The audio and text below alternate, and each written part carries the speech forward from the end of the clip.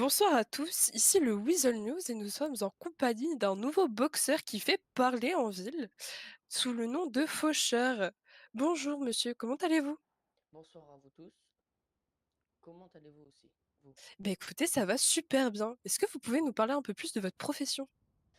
Moi, je suis boxeur, champion du monde, on peut dire comme ça. Je vais attaquer mon prochain combat pour passer, comment dire, champion du monde, mais plus quoi, pour vraiment devenir être imbattable, si on peut dire ça comme ça. Le week-end prochain. Puis voilà, hein, ça fait 7 ans que je fais de la boxe, que je pratique tous les jours de la boxe et que je m'entraîne principalement au Tequila. 7 ans déjà, et ben dis donc, et qu'est-ce qui vous a motivé pour vous lancer dans la boxe? En regardant des vidéos, par exemple, de Mohamed Ali, ou bien voir des combattants se combattre. C'est ça qui m'a dit que pourquoi pas me lancer dedans et essayer de devenir le meilleur. Donc c'est en les regardant que vous vous êtes dit, bah, je vais commencer à faire de la boxe. C'est ça exactement. D'accord. Et est-ce que vous pouvez nous décrire une journée type avant un combat ou juste avant un entraînement? Déjà, avant un combat, j'écoute toujours de la musique en m'échauffant. Je mange un repas très léger.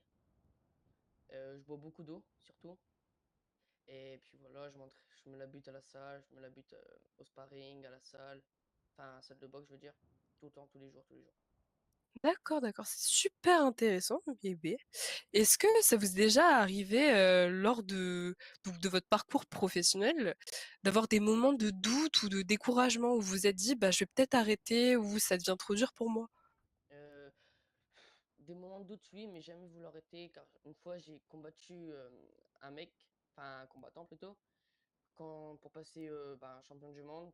Quand j'ai voulu le combattre, j'ai eu un peu peur parce qu'il était plus fort que moi et tout. Finalement, je l'ai mis KO au bout du premier round à la troisième minute. Donc Donc après, vous avez voilà. su vaincre vos peurs au final. C'est exactement. Donc depuis ce temps-là, j'ai jamais eu redouté, j'ai toujours avancé. Et y a-t-il des choses qui vous ont marqué lors de vos combats ou vos entraînements?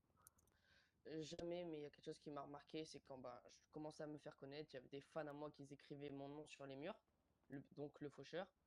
Surtout à la plage. Il y a un gang, si on peut dire comme ça, qui m'a chopé, qui m'ont mis une balle dans la jambe, ils m'ont cramé le visage, donc c'est pour ça que j'ai le visage un peu cramé. Mais sinon, pendant mes combats, non, jamais eu de crainte. Ah, ça a dû être assez traumatisant quand même comme expérience. Assez, exactement. Donc je pouvais plus faire de boxe hein, pendant quelques mois. Et là, j'ai repris, hein, D'accord. En espérant que ça aille mieux maintenant. j'espère. Et quels sont vos objectifs ou le rêve pour vous à atteindre après votre carrière ou pendant même votre carrière actuellement? Aller combattre à New York. Et personnellement, est-ce que vous avez eu des difficultés plus grosses que d'autres lors de votre parcours? Celle que je vous ai dit, comme je fais tirer dessus, on m'a cramé à l'essence le visage. Sinon, rien d'autre. Donc ça a vraiment été le moment le Le plus plus dur. dur. Exactement. D'accord. Bah, écoutez, merci beaucoup pour cette interview. C'était très, très, très intéressant de vous interviewer, même d'apprendre un peu plus sur votre métier ou sur votre vie en général. Merci à vous d'être venu pour moi ou m'interviewer.